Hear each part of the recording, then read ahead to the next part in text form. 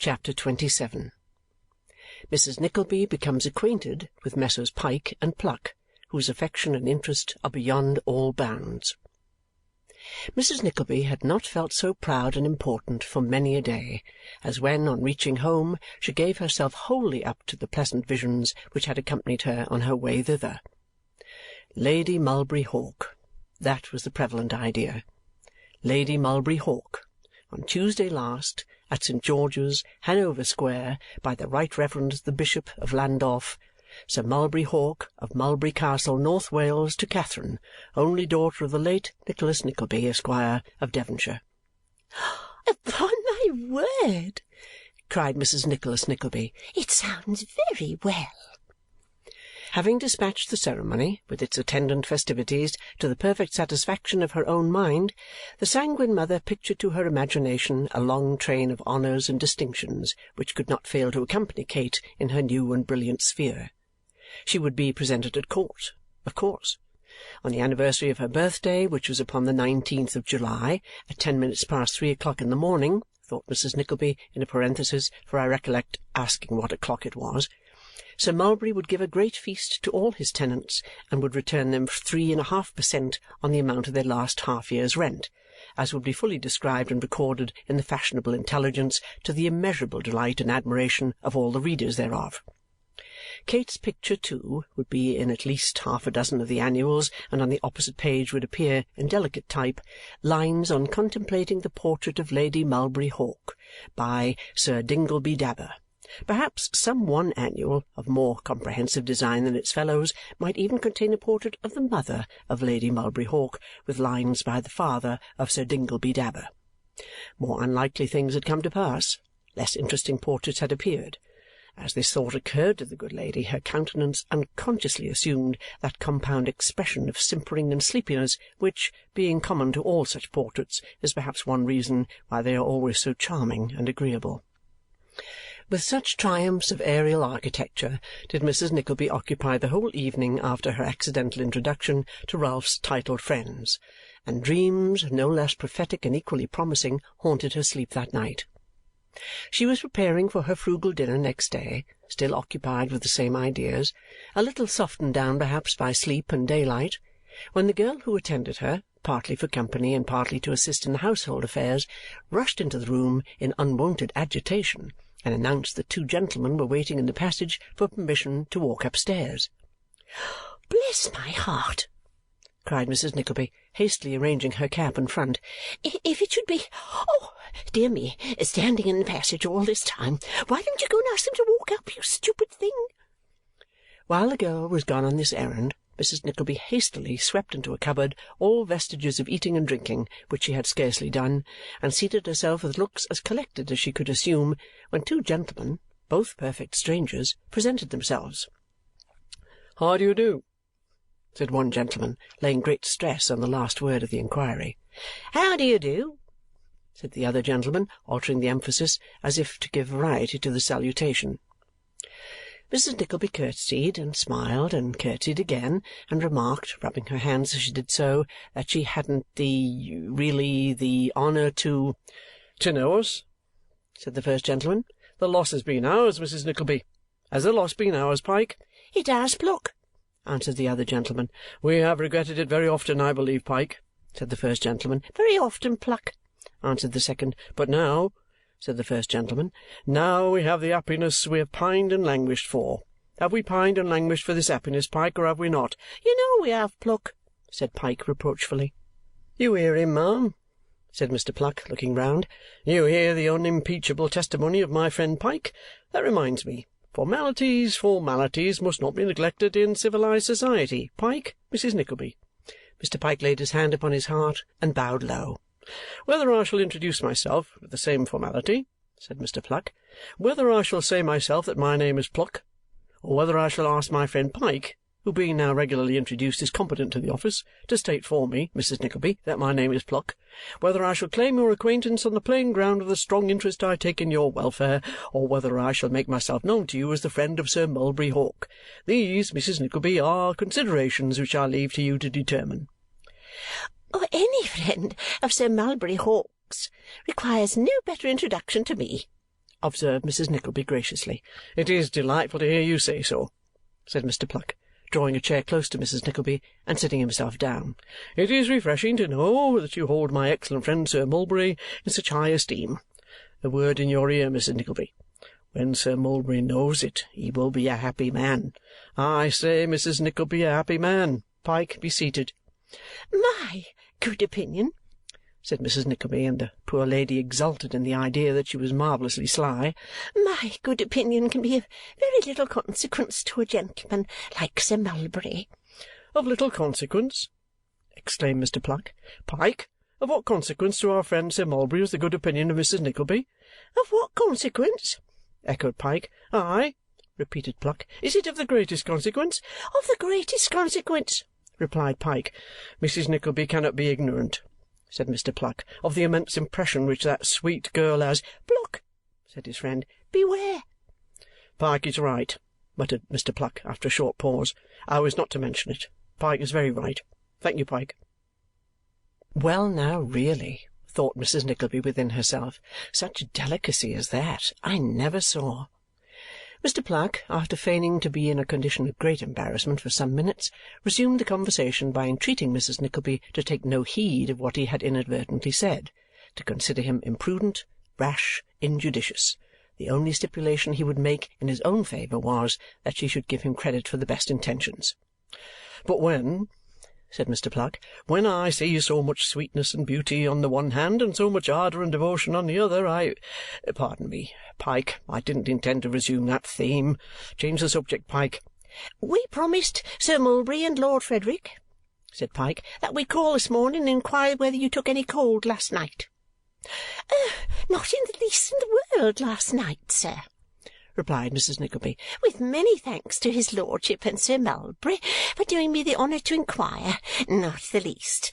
Which is the more singular, as I really am very subject to colds indeed, very subject. I had a cold once," said Mrs. Nickleby. "I think it was in the year 1817. Let me see, 4 and 5 and 9 and yes, 1817, that I thought I never should get rid of. Actually and seriously, that I thought I never should get rid of.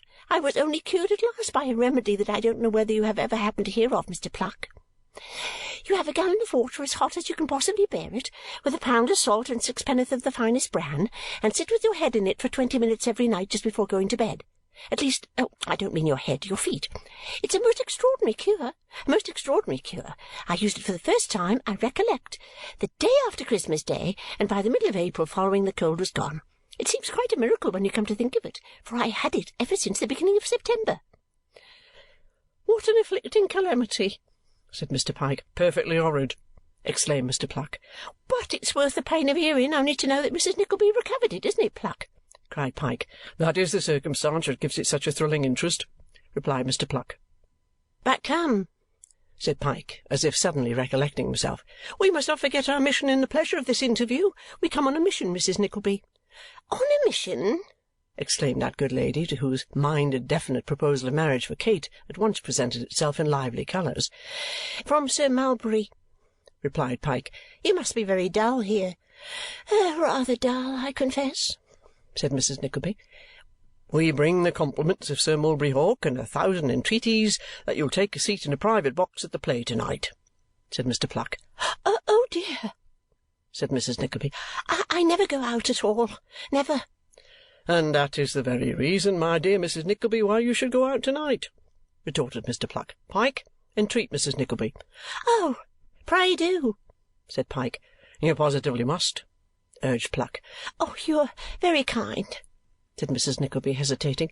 "But—" "There's not a but in the case, my dear Mrs. Nickleby," remonstrated Mr. Pluck. "Not such a word in the vocabulary.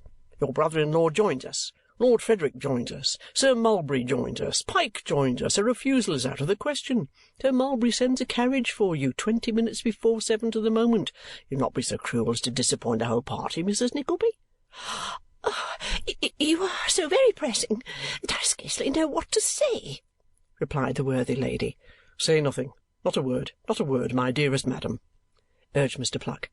"Mrs. Nickleby," said that excellent gentleman, lowering his voice, There is the most trifling, the most excusable breach of confidence in what I am about to say, and yet if my friend Pyke there overheard it, such is that man's delicate sense of honour, Mrs. Nickleby, he'd have me out before dinner-time."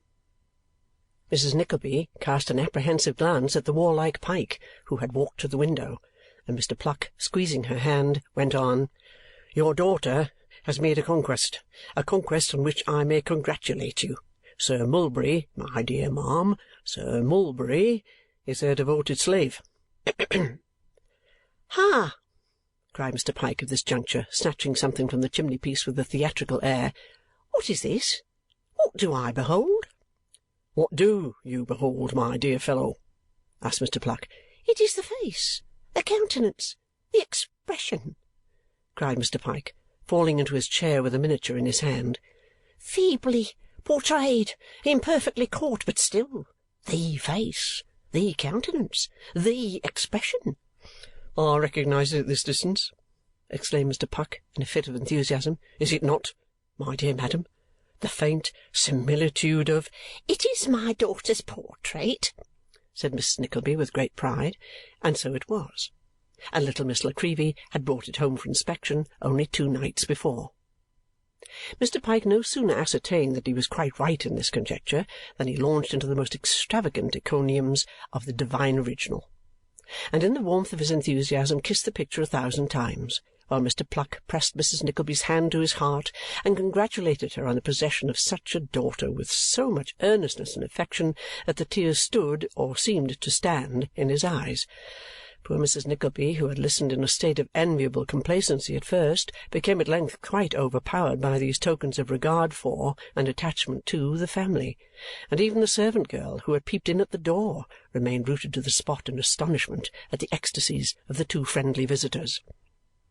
By degrees these raptures subsided, and Mrs. Nickleby went on to entertain her guests with a lament over her fallen fortunes and a picturesque account of her old house in the country, comprising a full description of the different apartments, not forgetting the little store-room, and a lively recollection of how many steps you went down to get into the garden, and which way you turned when you came out at the parlour door, and what capital fixtures there were in the kitchen. This last reflection naturally conducted her into the wash-house, where she stumbled upon the brewing utensils, among which she might have wandered for an hour if the mere mention of these implements had not, by an association of ideas, instantly reminded Mr. Pyke that he was amazing thirsty. "And I'll tell you what," said Mr. Pyke, "if you'll send round to the public-house for a pot of milk, half and half, positively and actually, I'll drink it."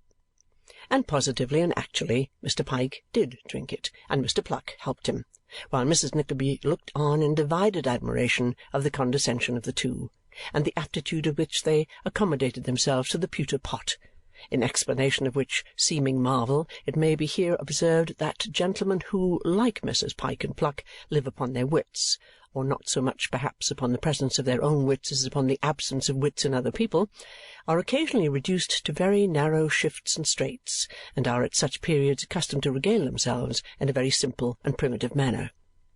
"At 20 minutes before 7, then," said Mr. Pyke, rising. "The coach will be here. One more look, one little look, at that sweet face. Ah, here it is, unmoved, unchanged." This, by the way, was a very remarkable circumstance, miniatures being liable to so many changes of expression. "Oh, Pluck, Pluck!" Mr. Pluck made no other reply than kissing Mrs. Nickleby's hand with a great show of feeling and attachment. Mr. Pyke having done the same, both gentlemen hastily withdrew. Mrs. Nickleby was commonly in the habit of giving herself credit for a pretty tolerable share of penetration and acuteness, but she had never felt so satisfied with her own sharp-sightedness as she did that day. She had found it all out the night before. She had never seen Sir Mulberry and Kate together, never even heard Sir Mulberry's name, and yet hadn't she said to herself from the very first that she saw how the case stood, and what a triumph it was, for there was now no doubt about it. If these flattering attentions to herself were not sufficient proofs, Sir Mulberry's confidential friend had suffered the secret to escape him in so many words. "Oh, I am quite in love with that dear Mr. Pluck, I declare I am," said Mrs. Nickleby. There was one great source of uneasiness in the midst of this good fortune, and that was the having nobody by to whom she could confide it. Once or twice she almost resolved to walk straight to Miss La Creevy's and tell it all to her. But I don't know, thought Mrs. Nickleby. She is a very worthy person, but I am afraid too much beneath Sir Mulberry's station for us to make a companion of. Poor thing! Acting upon this grave consideration, she rejected the idea of taking the little portrait-painter into her confidence, and contented herself with holding out sundry vague and mysterious hopes of preferment to the servant-girl, who received these obscure hints of dawning greatness with much veneration and respect. Punctual to its time came the promised vehicle, which was no hackney coach, but a private chariot, having behind it a footman whose legs, although somewhat large for his body, might, as mere abstract legs, have set themselves up for models at the Royal Academy. It was quite exhilarating to hear the clash and bustle with which he banged the door and jumped up behind after Mrs. Nickleby was in, and as that good lady was perfectly unconscious that he applied the gold-headed end of his long stick to his nose and so telegraphed most disrespectfully to the coachman over her very head, she sat in a state of much stiffness and dignity, not a little proud of her position. At the theatre entrance there was more banging and more bustle, and there were also Messrs. Pike and Pluck waiting to escort her to her box, and so polite were they that Mr. Pike threatened with many oaths to Smifligate, a very old man with a lantern, who accidentally stumbled in her way, to the great terror of Mrs. Nickleby, who, conjecturing more from Mr. Pike's excitement than any previous acquaintance with the etymology of the word that smifligation and bloodshed must be in the main one and the same thing, was alarmed beyond expression lest something should occur. Fortunately, however, Mr. Pike confined himself to mere verbal smifligation, and they reached their box with no more serious interruption by the way than a desire on the part of the same pugnacious gentleman to smash the assistant box-keeper for happening to mistake the number. Mrs. Nickleby had scarcely been put away behind the curtain of the box in an arm-chair when Sir Mulberry and Lord Verisopht arrived, arrayed from the crowns of their heads to the tips of their gloves, and from the tips of their gloves to the toes of their boots, in the most elegant and costly manner. Sir Mulberry was a little hoarser than on the previous day, and Lord Verisopht looked rather sleepy and queer, from which tokens, as well as from the circumstance of their both being to a trifling extent unsteady upon their legs, Mrs. Nickleby justly concluded that they had taken dinner. "We have been toasting your lovely daughter, Mrs. Nickleby," whispered Sir Mulberry, sitting down behind her. "Oh-ho!" thought that knowing lady. Wine in, truth out. "Oh, you are very kind, Sir Mulberry." "Oh, no, upon my soul," replied Sir Mulberry Hawk. "It's you that's kind. Upon my soul it is. It was so kind of you to come to-night." "So very kind of you to invite me, you mean, Sir Mulberry," replied Mrs. Nickleby, tossing her head and looking prodigiously sly. "I am so anxious to know you, so anxious to cultivate your good opinion, so desirous that there should be a delicious kind of harmonious family understanding between us," said Sir Mulberry, "that you mustn't think I'm disinterested in what I do. I'm infernal selfish. I am. Upon my soul, I am." "I'm sure you can't be selfish, Sir Mulberry," replied Mrs. Nickleby. "You have much too open and generous a countenance for that."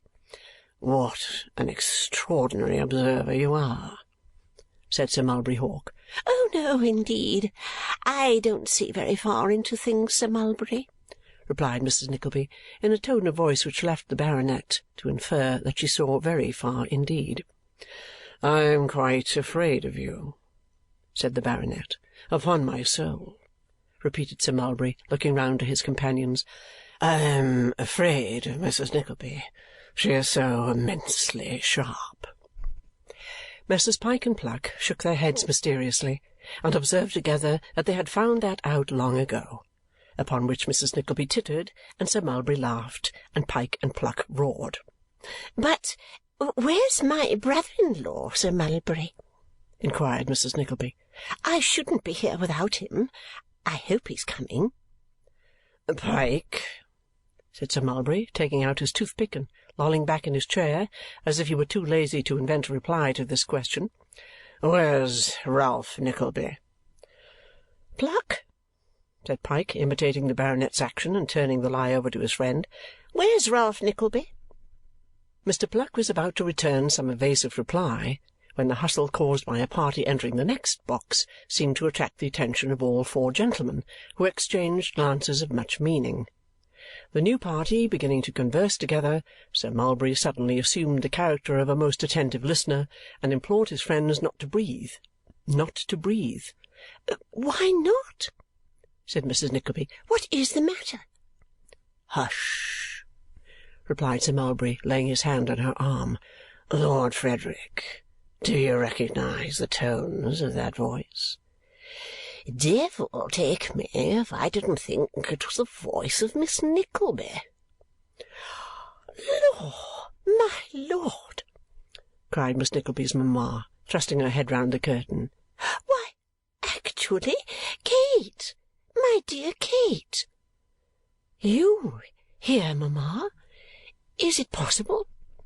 "Possible, my dear? Yes." "Why, who on earth is that you have with you, mamma?" said Kate, shrinking back as she caught sight of a man smiling and kissing his hand. "Who do you suppose, my dear?" replied Mrs. Nickleby, bending towards Mrs. Wititterly and speaking a little louder for that lady's edification. "There's Mr. Pike, Mr. Pluck, Sir Mulberry Hawk, and Lord Frederick Verisopht." Gracious heaven, thought Kate hurriedly, how comes she in such society? Now, Kate thought thus so hurriedly, and the surprise was so great, and moreover brought back so forcibly the recollection of what had passed at Ralph's delectable dinner, that she turned extremely pale and appeared greatly agitated, which symptoms, being observed by Mrs. Nickleby, were at once set down by that acute lady as being caused and occasioned by violent love. But although she was in no small degree delighted by this discovery, which reflected so much credit on her own quickness of perception, it did not lessen her motherly anxiety in Kate's behalf, and accordingly, with a vast quantity of trepidation, she quitted her own box to hasten into that of Mrs. Wititterly. Mrs. Wititterly, keenly alive to the glory of having a lord and a baronet among her visiting acquaintance, lost no time in signing to Mr. Wititterly to open the door. And thus it was that in less than 30 seconds Mrs. Nickleby's party had made an irruption into Mrs. Wititterly's box, which it filled to the very door, there being in fact only room for Messrs. Pike and Pluck to get in their heads and waistcoats. "My dear Kate," said Mrs. Nickleby, kissing her daughter affectionately, "how ill you looked a moment ago! You quite frightened me, I declare." "It was mere fancy, mamma. The reflection of the lights, perhaps," replied Kate, glancing nervously round, and finding it impossible to whisper any caution or explanation. "Don't you see Sir Mulberry Hawk, my dear?" Kate bowed slightly, and biting her lip turned her head towards the stage. But Sir Mulberry Hawk was not to be so easily repulsed, for he advanced with extended hand, and Mrs. Nickleby officiously informing Kate of this circumstance, she was obliged to extend her own. Sir Mulberry detained it while he murmured a profusion of compliments, which Kate, remembering what had passed between them, rightly considered as so many aggravations of the insult he had already put upon her.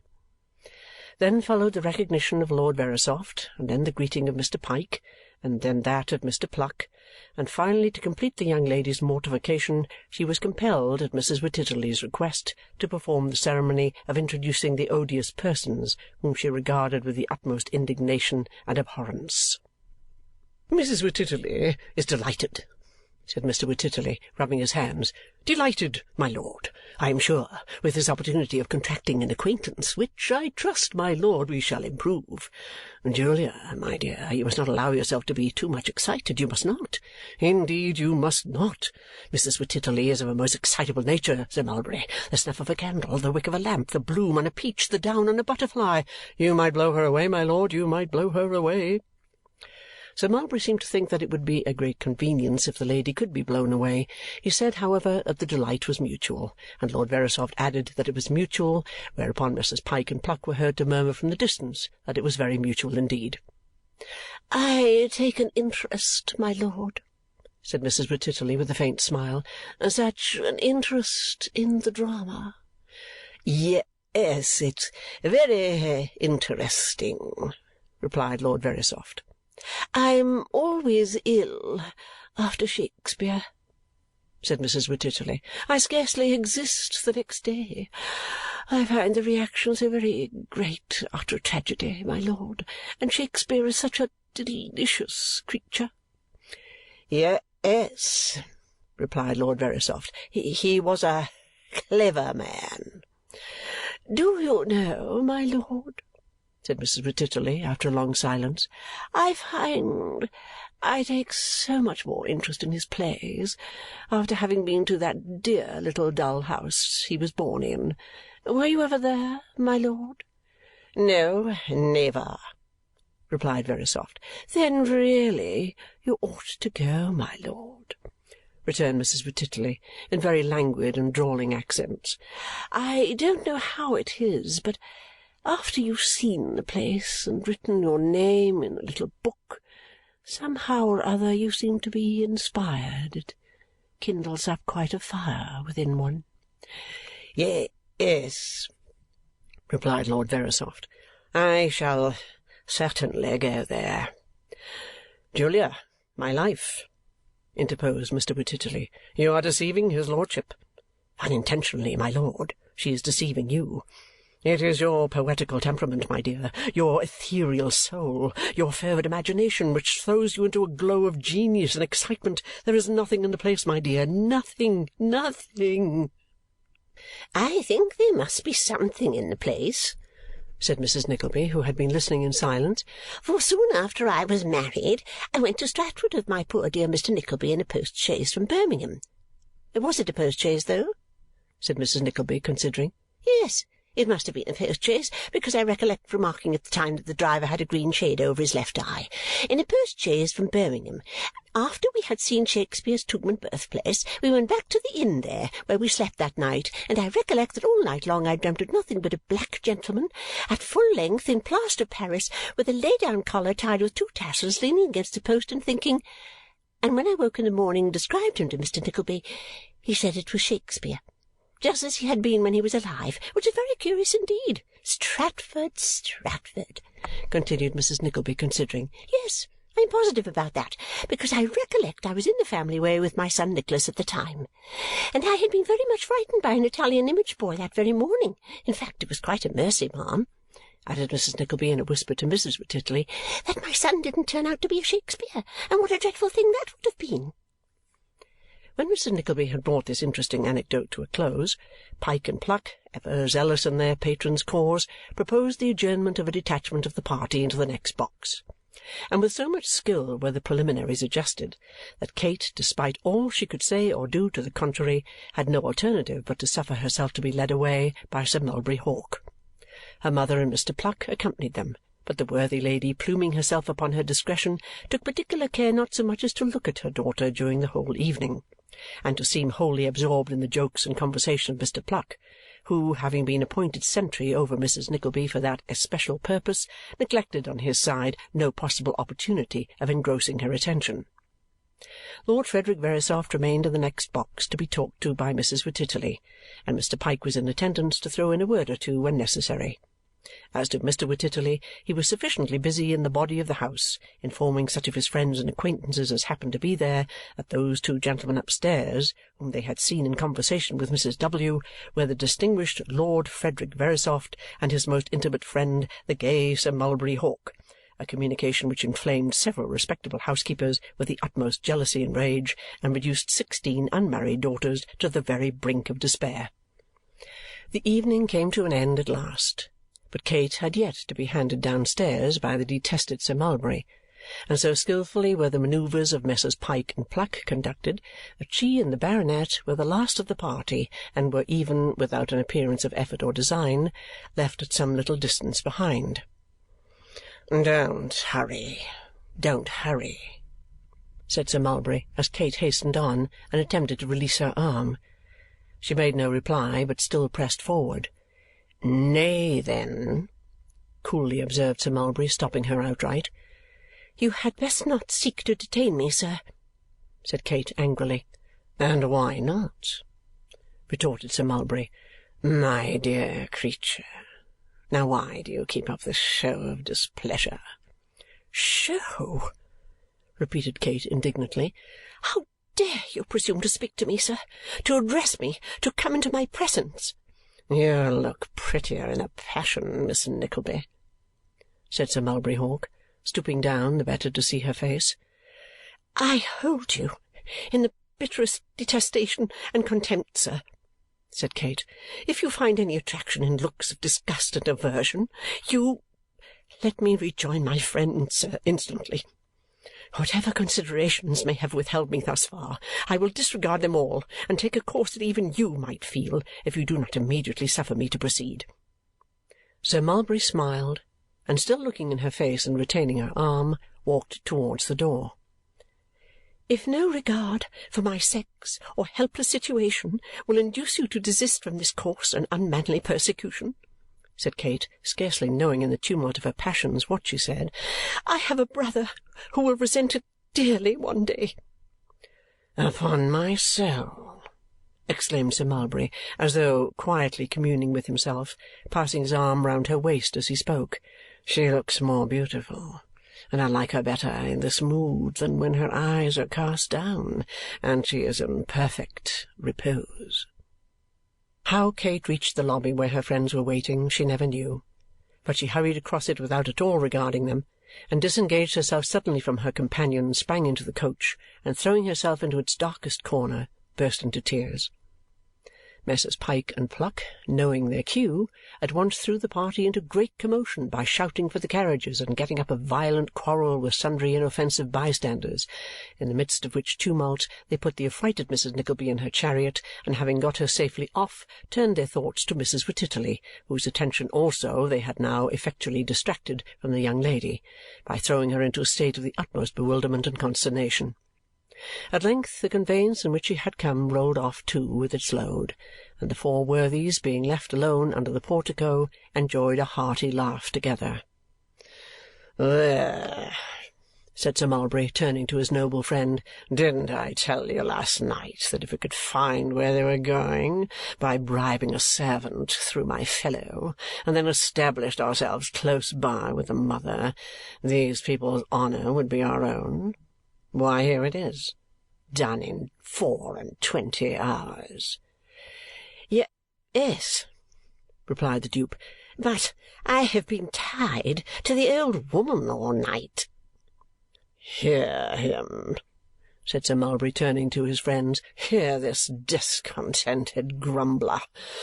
Isn't it enough to make a man swear never to help him in his plots and schemes again? Isn't it an infernal shame?" Pyke asked Pluck whether it was not an infernal shame, and Pluck asked Pyke, but neither answered. "Isn't it the truth?" demanded Verisopht. "Wasn't it so?" "Wasn't it so?" repeated Sir Mulberry. "How would you have had it? How could we have got a general invitation at first sight? Come when you like, go when you like, stop as long as you like, do what you like, if you, the Lord, had not made yourself agreeable to the foolish mistress of the house? Do I care for this girl except as your friend? Haven't I been sounding your praises in her ears and bearing her pretty sulks and peevishness all night for you? What sort of stuff do you think I'm made of? Would I do this for every man? Don't I deserve even gratitude in return?" "You're a devilish good fellow," said the poor young lord, taking his friend's arm. "Upon my life, you're a devilish good fellow, Hawk." "And I have done right, have I?" demanded Sir Mulberry. "Quite right." "And like a poor, silly, good-natured, friendly dog as I am, eh?" Yes, yes, like a friend," replied the other. "Well, then," replied Sir Mulberry, "I'm satisfied. And now let's go and have our revenge on the German baron and the Frenchman who cleaned you out so handsomely last night." With these words, the friendly creature took his companion's arm and led him away, turning half round as he did so, and bestowing a wink and a contemptuous smile on Messrs. Pyke and Pluck. who, cramming their handkerchiefs into their mouths to denote their silent enjoyment of the whole proceedings, followed their patron and his victim at a little distance. Chapter 27